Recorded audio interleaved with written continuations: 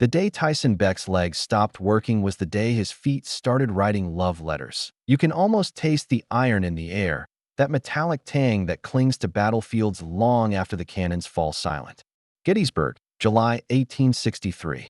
The ground still trembled with the ghosts of charging horses and dying men, their final cries echoing across fields now carpeted with broken dreams and splintered bone. The very earth seemed to weep crimson tears, and the summer heat made everything shimmer like a fever dream painted in blood and smoke. But in the makeshift field hospital, beneath canvas walls that fluttered like prayer flags in the humid breeze, a different kind of battle was being fought. Mira Travers pressed the damp cloth to Tyson Beck's fevered brow, her fingers steady despite the tremor that lived now in her heart like a caged bird. 3 days since the surgeons had taken his legs with efficient brutality. 3 days since he'd spoken a word to the living world. 3 days since the shells had torn through his regiment like God's own fury, leaving him among the broken dolls, scattered across Cemetery Hill. The morning post arrived, she whispered, pulling a crumpled envelope from her apron pocket. The paper bore his name in elegant script, though no such letter had come. From your feet, dear one. Tyson's gray eyes, once bright as summer storms, remained fixed on the canvas ceiling. But his breathing changed, slowed, listened. Mira unfolded the blank paper she'd prepared that dawn, her voice taking on the cadence of someone reading words that mattered. My dearest Tyson, she began, we miss you terribly. The left one especially, always was the romantic sort. A ghost of a smile touched his cracked lips. We've been traveling, you see, through meadows where the grass grows tall enough to tickle. Yesterday we walked beside a stream so clear you could count the pebbles, and we thought of you, how you used to love skipping stones. The tent flaps stirred in the summer breeze, carrying the scent of wood smoke and jasmine from the town beyond. Other wounded men lay in rows around them. Ronan Vega clutching a photograph of his sweetheart, Knox Greer mumbling prayers through morphine dreams. But Mira saw only Tyson, the way his chest rose and fell with something resembling peace, as she'd known him since childhood in their small Pennsylvania town of Cedar Falls, where the mill wheel turned lazy circles and everyone knew everyone's secrets before they knew them themselves. Had watched him grow from a boy who caught fireflies in mason jars and whispered wishes to them before setting them free, to a man who enlisted the day after Fort Sumter fell, his jaw set with the terrible certainty of youth. Had loved him just as long, though she'd never found the courage to say so. Not when he was the preacher's son and she merely the seamstress's daughter. Not when propriety demanded silence from unmarried ladies. Not until now. Not until it was almost too late. Not until love mattered more than reputation. We danced at a country wedding last evening, she continued, her voice growing stronger. Waltzed until the stars grew dizzy watching us spin. The bride wore roses in her hair, and we thought how you always said I should wear flowers. Remember? That spring when you brought me daisies from Miller's Field. Tyson's hand moved then, just a twitch, but enough. His fingers found hers across the rough woolen blanket. We saved you a dance, Mira read, her throat tightening. Kept the music playing just in case. Outside, the camp bustled with the grim efficiency of war, a machine that ground young men into memory and bone dust. Wagons rolled past carrying supplies and sorrow in equal measure, their wheels cutting deep ruts in Pennsylvania soil that would never again know innocence. Somewhere a fiddle played a mournful tune that drifted through the hospital tent like a prayer seeking heaven but finding only canvas. Anna East Covington, a volunteer from Philadelphia Society, distributed water to the wounded with the careful precision of someone who'd never seen suffering up close. Her fine silk dress seemed obscene among the rough wool and bloodstains, but her hands were gentle. Dr. Wade Kingsley made his rounds, checking wounds and marking charts with the detached precision of a man who'd seen too much death to let hope take root in his surgeon's heart. His assistant, young Holden Baxter, fresh from medical college, still flinched at the sight of shattered limbs, still believed in miracles. But here, in this small corner of suffering where love letters defied logic, something bloomed against all reason. They're asking when you'll come fetch them, Mira improvised, watching Tyson's face for signs of the man she'd loved since she was 16. Your feet, I mean. They say they're tired of traveling without you. Say they miss the way you tapped them when you were thinking, or how you'd stand on your toes to reach the top shelf in your father's store. The memories hung between them like spider silk, delicate, precious, easily broken. Tyson had inherited Beck's general store after his father's passing, had planned to expand it after the war. They'd talked of it in his letters, back when his letters contained hope instead of horror. The right one claims to be the sensible sort, Mira continued. But the left confessed something rather scandalous. She leaned closer, as if sharing a secret, said it dreamed of standing at an altar someday, of wearing polished boots and feeling the weight of promise. Tyson's eyes found hers then, truly found them, and for a moment the gray cleared like morning mist. His lips moved, forming silent words she couldn't quite catch. The commotion arose near the tent's entrance like thunder before a storm. Voices, sharp with authority, cut through the murmur of pain and prayer. Aloud Bishop, the head nurse whose spine held more steel than most generals, stood arguing with a man in a crisp blue uniform. Colonel Maisie Hollis, whose reputation for cold calculation preceded her like winter frost. Behind them lurked Kira Sloan, a government inspector with eyes like chips of flint and a ledger book that decided men's fates with ruthless arithmetic. These men need to be moved, the colonel was saying, her voice carrying the authority of someone who'd never loved anything that could bleed. We're consolidating the wounded, taking the hopeless cases to the asylum in Philadelphia. The war needs beds for soldiers who can still fight. Hopeless. Alowan's voice could have cut glass, could have split stone, could have carved truth from lies with surgical precision. Madam, these soldiers fought for, these soldiers are finished fighting. Colonel Hollis's gaze swept the tent like a scythe through wheat, lingering on Tyson's empty legs beneath the rough blanket, cataloging him as waste. Some things can't be fixed, nurse. Best to stop pretending otherwise. The Union needs pragmatism, not sentiment. Myra's hand tightened on Tyson's like a lifeline thrown across churning waters. She felt him tense, the fragile piece shattering like pond ice under stone, like promises under cannon fire. His breathing grew shallow, rapid, the breathing of a man drowning in the terrible mathematics of war. The letter isn't finished, she whispered fiercely, holding his gaze with the desperate strength of someone trying to anchor a soul to earth. Your feet have more to say. So much more. But Colonel Hollis was already marking names on her clipboard with efficient scratches of pen on paper, and behind her, Kira Sloane's ledger book opened like the mouth of judgment itself. In the distance, the sound of wagon wheels grew louder. The wheels that would carry broken soldiers to forgotten places where they could die quietly, without troubling the living with their inconvenient survival. How could love letters from Phantom limbs compete with the cold mathematics of war? And what desperate plan was already forming in Myra's heart? The wagon wheels stopped just outside the tent flaps, and with them, Myra's heart seemed to stop as well, but she'd made her choice in the space between one breath and the next, a choice that would have scandalized the ladies' auxiliary back in Cedar Falls, would have sent the preacher's wife clutching her pearls and reaching for her smelling salts. But propriety was a luxury for those who hadn't watched the man they loved disappear piece by piece into the hungry maw of war. Colonel Hollis, Mira called out, her voice carrying across the tent with surprising steadiness. She rose from beside Tyson's cot, the fictional letter still clutched in her trembling fingers like a talisman against despair. A moment, if you please. The colonel's steel-gray eyes fixed on her with the attention of a hawk spotting prey. You are Mira Beck. She lied without hesitation, letting Tyson's surname roll off her tongue like honey over bitter medicine. This soldier's wife. The words hung in the humid air like smoke from a dying fire. Behind her, she heard Tyson's sharp intake of breath, felt the weight of his gaze burning into her back. Ronan Vega, lying in the next cot with his arm in a sling, turned his head to stare.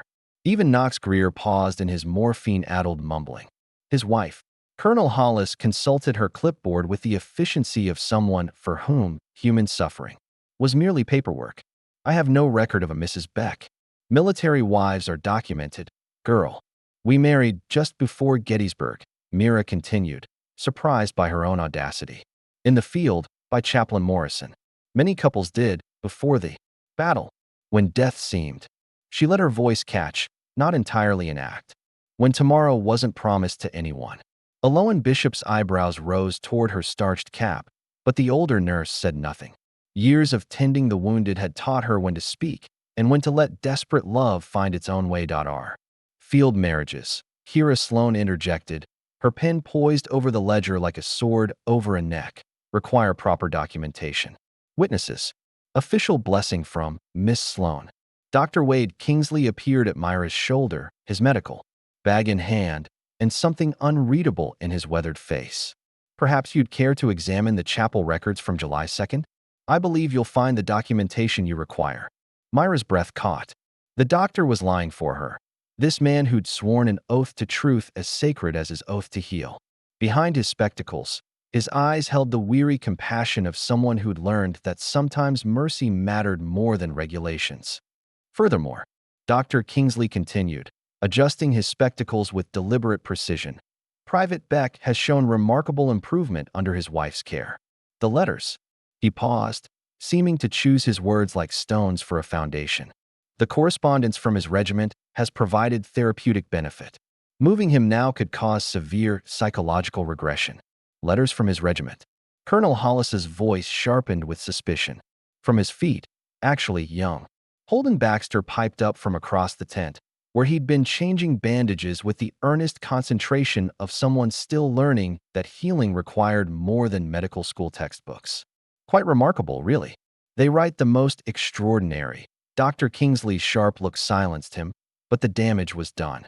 Colonel Hollis's face had gone the color of winter sky before a storm. Letters. From. Feet. Each word fell like a hammer blow on anvil. It's a therapeutic technique, Mira said quickly, stepping forward to place herself between the colonel's skepticism and Tyson's vulnerable silence. For soldiers suffering from phantom limb syndrome. Dr. Kingsley developed it himself. The lie came so easily it frightened her. But across the tent, she caught Tyson's eye, and in his gray gaze she saw something she hadn't seen in 3 days. A flicker of the man who used to make her laugh by pretending his shoes were having conversations while he polished them in his father's store. Phantom limb syndrome, Dr. Kingsley repeated slowly, as if considering the phrase for the first time. Yes, quite innovative. The brain, you understand, continues to receive signals from limbs that are no longer there. By acknowledging these phantom sensations through correspondence, we help patients process their loss. Colonel Hollis looked between them like a woman trying to solve an equation written in a foreign language. And this technique requires the patient to remain here. For now, Dr. Kingsley's voice carried the authority of someone who'd cut off more limbs than he cared to count. Moving him during this critical phase could undo weeks of progress. Silence stretched between them like a bowstring drawn taut. Outside, the summer afternoon pressed against the canvas walls, heavy with the scent of honeysuckle and the distant sound of axes biting wood as soldiers built coffins for those who wouldn't need phantom limb therapy. Finally, Colonel Hollis made a mark on her clipboard. 1 week, she said curtly. Then he goes to Philadelphia with the others. Wife or no wife. 1 week, Mira agreed. Though her heart hammered against her ribs like a caged bird desperate for freedom as the military officials departed, their footsteps fading into the general cacophony of camp life. Mira sank back down beside Tyson's cot. Her legs felt suddenly boneless, as if they too had been claimed by phantom forces. Mira. His voice was barely a whisper, roughened by days of silence and smoke-damaged lungs. You shouldn't have. Hush. She unfolded the fictional letter. Again, her hands steadying as she found her purpose once more. Your feet are still talking. They'll find out. His words carried the weight of a man who'd seen too much of how the world worked, how it punished kindness and rewarded cruelty with mechanical precision. When they check the records, then we have a week to make it true. The words slipped out before she could stop them, bold and bright as summer lightning. Tyson's eyes widened. Across the tent, Ronan Vega grinned despite his wounded arm. Even Knox Greer had stopped mumbling to listen. Mira Travers, Tyson said slowly, as if testing the weight of her real name against the fiction she'd spun. Are you proposing to me? She felt heat rise in her cheeks, but met his gaze steadily. I'm proposing we give your feet time to finish their letters. And if they say yes to more than correspondence? For answer, she began to read again, her voice carrying across the tent, like music over battlefield silence. My dearest Tyson, we've been thinking about dancing again. But outside, Kira Sloan was already making notes in her ledger, and the sound of her pen scratching paper sounded remarkably like the ticking of a clock. Could love letters and false marriages fool the machinery of war, or would a week prove? Too little time for miracles to take root in blood-soaked soil? 3 days into their borrowed week, Mira discovered that playing wife to a man she'd loved in silence for years was both easier and harder than breathing. Easier because every gesture felt natural, the way she smoothed his hair while he slept, how her hand found his during the long afternoons when pain made him grip the blanket until his knuckles went white, the soft humming that seemed to calm his restless nights. Harder because each moment of pretended intimacy carved deeper into her heart, a sweet agony that left her wondering if love could actually kill a person slowly, one tender lie at a time. Mrs. Beck, Anais Covington said softly, approaching with a basin of clean water and strips of linen that smelled of lavender soap. The Philadelphia socialite had shed her fine silk for practical cotton, her delicate hands grown steady from days of tending wounds. How is he today? Improving, Mira replied, which was both truth and fiction woven together like threads in her grandmother's quilts. Tyson's body was healing. Dr. Kingsley had pronounced the amputation sites free of infection just that morning. But his spirit remained as fragmented as the letters she continued to write in his feet's imaginary voices. Today's letter lay half-finished on her lap, the fourth she'd composed since their desperate charade began. Each one grew bolder, more intimate, as if the phantom limbs were giving voice to words her heart had hoarded for years. "We dreamed of you again last night," she read aloud, her voice carrying just far enough for Tyson to hear, but not the other patients. "Dreamed we were dancing at the Harvest Festival, like that October before you enlisted. Do you remember? How you asked me to waltz, and I said I didn't know the steps." Tyson's eyes remained closed, but his breathing changed. Deeper, more measured, as if he was indeed remembering that golden autumn evening when he'd taken her hand in his father's store after the festival dance, had hummed a waltz while they swayed between the pickled barrels and bolts of calico. "You taught me then," Mira continued, her throat tightening around words that felt too true for fiction. "Right there among the dry goods, with no music but your voice and no audience but the moon through the window. We learned that dancing isn't about the steps, it's about trusting someone to catch you when you fall." Mira. His voice was stronger today, carrying traces of the man who used to make her laugh by doing card tricks behind the church pews during long sermons. "What happens when the week ends?" She set down the letter, studying his face in the filtered afternoon light that turned the canvas walls golden as wheat fields. They both knew the answer. Colonel Hollis would return with her clipboard and her cold mathematics. The wagon would roll up to take him to Philadelphia, to some forgotten ward where broken soldiers went to disappear quietly from public memory, unless Chaplain Morrison is real, she said quietly, the plan that had been forming in her mind for 2 days finally finding voice. Dr. Kingsley checked. He's with the 15th Pennsylvania, camped about 3 miles south. Tyson opened his eyes fully. Then, studying her face with the intensity of someone trying to read a map in failing light. "Mira, he could marry us. Really marry us." The words tumbled out like water through a broken dam. "Before Colonel Hollis returns. Make the lie into truth." Silence stretched between them, broken only by the distant sound of axes and hammers. As work details continued the endless business of war. Somewhere a bugle called evening formation, its notes hanging in the humid air like prayers seeking heaven. "You don't know what you're asking," Tyson said finally, his voice carrying the weight of a man who'd learned that the world was far crueler than the sermons of his childhood had suggested. "A wife deserves a whole husband. Not this." He gestured toward the empty space beneath the blanket where his legs should have been. "Your feet disagree," Mira said firmly, picking up the letter again. "Listen to what they say about wholeness." She cleared her throat and continued reading. "We've been thinking about what makes a man complete. Is it the ground he stands on, or the ground he's willing to defend? Is it the steps he takes, or the courage he shows when the walking stops? We think, if you'll forgive our presumption, that wholeness lives in the heart, not the legs. Across the tent, she noticed they'd drawn an audience. Ronan Vega had propped himself up on his elbow to listen better, his dark eyes bright with something that might have been hope.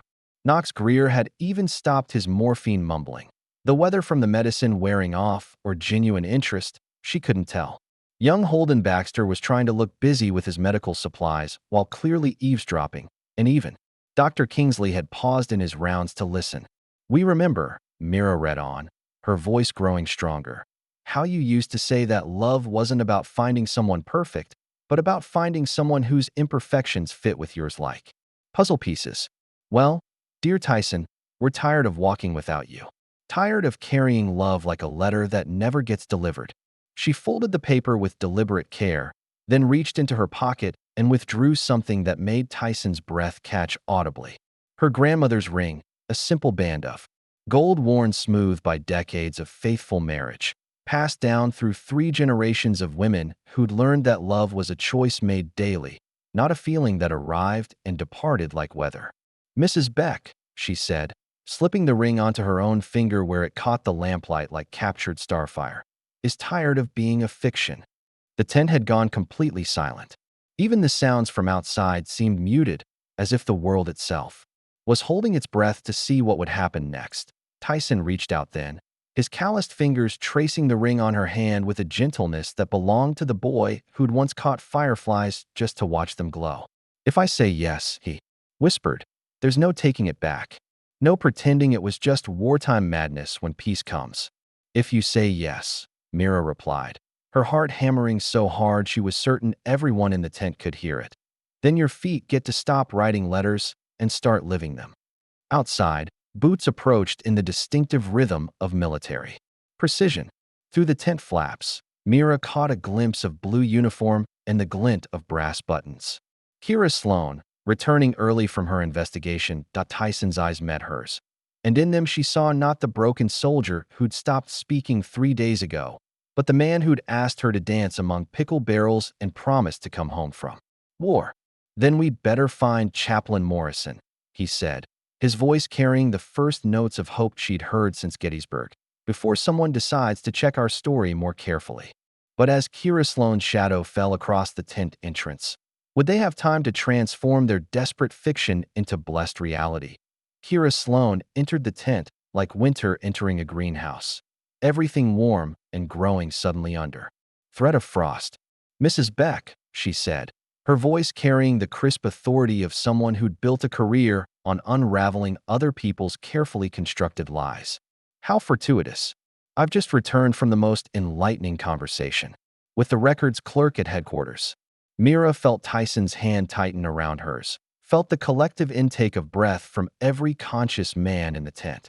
Dr. Kingsley continued his rounds with studied casualness, but she noticed how his steps had slowed, how his ears had sharpened, to catch every word.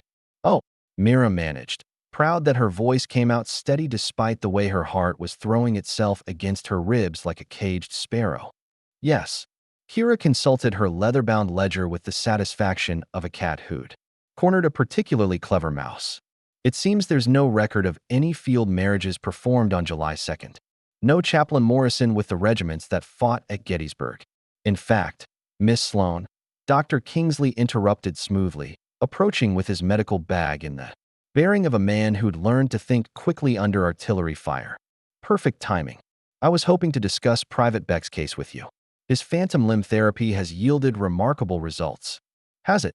Kira's pale eyes fixed on Tyson with the intensity of someone examining a specimen under glass. "Tell me, Private Beck, what exactly do your feet say in these letters?" The tent fell silent except for the distant sounds of camp life. Axes biting wood, horses nickering, the eternal rhythm of war that ground on regardless of individual human dramas. Mira felt the weight of a dozen gazes, felt the future balancing. On the edge of Tyson's next words, Tyson looked at Kira Sloan for a long moment, then at Mira, then down at their joined hands where her grandmother's ring caught the lamplight. When he spoke, his voice carried a strength that seemed to surprise even him. "They say," he began slowly, "that losing them was the easy part. The hard part is learning to walk without them. And how does one walk without feet, Private?" "On faith." Tyson replied, his gray eyes finding Myra's and holding them with sudden intensity. On the love of someone willing to be your legs when yours are gone. On the promise that being broken doesn't mean being worthless. Kira made a note in her ledger, her pen scratching across paper like claws on stone. Quite poetic. And this therapeutic correspondence, you believe it's helping? I believe, Tyson said, his voice growing stronger with each word, that sometimes the truest things come from the most impossible places. That phantom limbs can carry real love. That a woman who reads letters from feet that no longer exist might be the sanest person in a world gone mad with killing. How romantic. Kira's smile held all the warmth of February moonlight. Unfortunately, romance doesn't change the facts. There was no Chaplain Morrison at Gettysburg. No field marriages. On July 2nd. Which means, interrupted a new voice from the tent entrance. You've been looking in the wrong records. Every head turned toward the sound. A man stood silhouetted against the late afternoon sun, tall, bearded, wearing the simple, dark clothing and white collar of a military chaplain. His face was weathered by exposure to the elements and etched with the particular weariness of someone who'd blessed too many dying boys and buried too many dreams. Chaplain Morrison, Dr. Kingsley said smoothly, though Mira caught the note of surprise in his voice. How good of you to join us. The chaplain stepped into the tent, his presence somehow filling the space like music in an empty church. Dr. Kingsley, I received word that someone was questioning the marriages I performed before the battle. His eyes found Mira and Tyson, and in them she saw something that might have been understanding. Terrible thing, when bureaucracy questions the sacred bonds formed in the shadow of death. Chaplain, Kira said sharply, I've checked the records. Ah, but which records? Chaplain Morrison moved to Tyson's bedside, his gaze taking in the missing legs, the joined hands, the desperate hope barely contained in two pairs of eyes. The official ones, filed with headquarters? Or the personal ones, kept in a chaplain's private journal for those couples who requested discretion? He reached into his jacket and withdrew a small, leather-bound book, its pages yellowed with age, and marked with what looked like coffee stains and tears. You see, some young people prefer their sacred moments to remain private, away from the prying eyes of military bureaucracy. Myra's breath stopped in her throat. Beside her, Tyson had gone very still. Chaplain Morrison opened the journal with reverent care, his finger tracing down a page covered in careful handwriting. Here we are, July 2nd, 1863. Before dawn, when the artillery was silent and hope still seemed possible. Tyson Beck of Cedar Falls, Pennsylvania, and Mira Travers of the same locality. Witnessed by. He paused, consulting the page. Dr. Wade Kingsley and Nurse Eloan Bishop. The silence that followed was so complete that Mira could hear her own heartbeat, could hear the whisper of canvas in the breeze, could hear what sounded like the rustle of angel wings. That's impossible, Kira breathed. I spoke to headquarters myself. You spoke to clerks who file the official documents, Chaplain Morrison said gently. But love, Miss Sloan, doesn't always follow official channels. Sometimes it walks on phantom limbs and speaks through letters that shouldn't exist. Sometimes it hides in the spaces between what's documented and what's true. He closed the journal with a soft snap that seemed to echo like a door closing on doubt. Would you like me to write an official report for your files? I'm sure Colonel Hollis would appreciate having all the paperwork in order. Kira Sloan looked between the chaplain, the doctor, the nurse, and the couple whose hands remained intertwined despite the storm of scrutiny swirling around them. Her pen hovered over her ledger like a sword over a neck. 1 week, she said finally, her voice tight with frustration. Colonel Hollis returns in 4 days. If there are any irregularities, any at all, there won't be, Mira said softly, meeting the inspector's cold gaze with steady warmth. We have nothing to hide. As Kira Sloan departed, her footsteps sharp as accusations on the hard-packed earth, Chaplain Morrison lingered beside Tyson's cot. Sometimes, he said quietly, his voice carrying the weight of someone who'd learned that miracles came in unexpected packages. The greatest faith is required not to believe in God, but to believe that love can survive what war does to the human heart.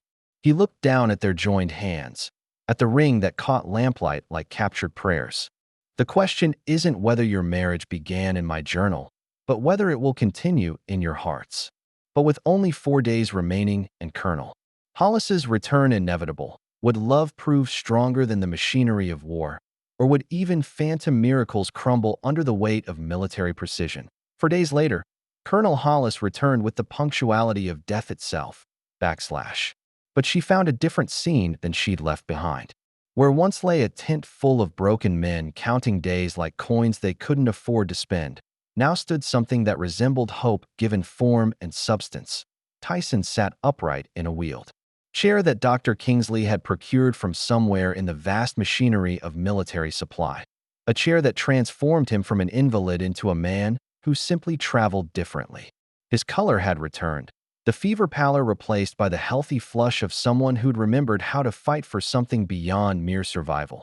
Beside him, Mira wore a dress of soft blue cotton that Anais Covington had insisted on providing, claiming that any woman brave enough to marry a soldier in wartime deserved something beautiful to mark the occasion. Her hair was pinned with wildflowers that Ronan Vega had picked with his good arm, and around her throat lay a simple silver locket, Tyson's mother's, retrieved from his personal effects and given with trembling hands. "Colonel," Dr. Kingsley said, rising from where he'd been checking Tyson's healing amputation sites. "Perfect timing. I was just completing my final examination of Private. Excuse me, Corporal Beck." "Corporal." Colonel Hollis's eyebrows rose toward her severe hairline. "Field promotion," Chaplain Morrison explained, appearing at her elbow with the quiet authority of someone who spoke regularly with the Almighty. "For exceptional bravery at Gettysburg. I believe the paperwork was filed this morning." "Indeed." Knox Greer, now lucid and grinning, held up an official-looking document that young Holden Baxter had spent considerable effort making appear authentically weathered and properly stamped. "Furthermore," Dr. Kingsley continued smoothly, "Corporal Beck has volunteered to remain here as part of my phantom limb therapy research. The War Department has expressed interest in his case. Remarkable progress, truly remarkable. We believe his treatment could benefit hundreds of amputees throughout the Union forces." Colonel Hollis consulted her clipboard with the expression of someone watching a carefully constructed plan dissolve like sugar in rain. "And Mrs. Beck will serve as my research assistant," Dr. Kingsley replied. "Her innovative correspondence therapy has proven invaluable. We're documenting everything for presentation to the Surgeon General himself." Mira stepped forward then, her grandmother's ring catching the afternoon light that streamed through the tent opening like benediction itself. In her hands, she carried a final letter, not fictional this time, but written in Tyson's own careful script during the long hours when sleep wouldn't come and love demanded expression. "Would you like to hear the latest correspondence?" she asked, her voice carrying the confidence of someone who'd learned that truth was stronger than deception, that love was more powerful than bureaucracy. "It arrived just this morning." Colonel Hollis looked as though she'd rather eat her clipboard than listen to more phantom limb communications, but she nodded with the resignation of someone who'd lost a battle she hadn't realized she was fighting. Mira unfolded the letter with ceremonial care. This one bore Tyson's actual handwriting, shaky at first, then growing stronger with each line, as if the act of writing had restored something essential to his spirit. "My dearest Mira," she read, though every person in the tent already knew the words by heart. "We have walked a long road together, my phantom feet and I, through valleys of despair and mountains of hope, across battlefields where love seemed impossible and hospitals where miracles bloom like roses after rain." Across the tent, the other patients had gathered to listen, some in wheelchairs, others leaning on crutches, all of them men who'd learned that courage came in many forms. Even Kira Sloan had appeared at the tent entrance, her ledger forgotten for once, her expression suggesting that perhaps there were some things that couldn't be calculated or cataloged. "We want to tell you something we've learned," Mira continued, her voice growing stronger with each word. "That love doesn't walk on legs or dance on feet. It travels on faith and finds its footing in the human heart. That phantom limbs can carry real devotion, and broken bodies can house unbreakable spirits." She paused, looking up at Tyson, whose gray eyes held all the light of their shared future. "We want to tell you that we choose you, not just for this moment, not just for this war, but for all the steps we'll take together, even if some of them must be taken on wheels or crutches or the wings of imagination. The tent had gone completely silent except for the whisper of summer wind through canvas and the distant sound of a fiddle playing something sweet and hopeful. A melody that spoke of harvest dances and wedding celebrations and all the ordinary. Miracles that made life worth living. And we want to tell you, Mira read, her throat tightening around words that felt like promises written in starlight, that this letter isn't from phantom feet anymore. It's from a man who's learned to walk on love, who's discovered that the most important journeys happen in the heart. A man who wants to spend the rest of his life learning the steps to whatever dance comes next. She folded the letter carefully, then looked directly at Colonel Hollis. The correspondence therapy has been quite successful, don't you think? For a long moment, Colonel Hollis said nothing. Then, with a gesture that might have been surrender or blessing, she made a final mark on her clipboard. Corporal and Mrs. Beck, she said formally, you are hereby transferred to permanent medical research status. Dr. Kingsley, I trust you'll keep detailed records of this innovative treatment. The most detailed, Dr. Kingsley promised solemnly. For posterity. As the military officials departed, the tent erupted in celebration that had been held back like water behind a dam. Ronan Vega started clapping with his good hand. Knox Greer whistled a tune that sounded remarkably like a wedding march, and even Anais Covington dabbed at her eyes with a lace handkerchief that had somehow survived both war and sentiment. That evening, as the sun painted the Pennsylvania sky in shades of gold and rose, Mira sat beside Tyson's wheelchair in the small garden that the patients had created behind the hospital tent.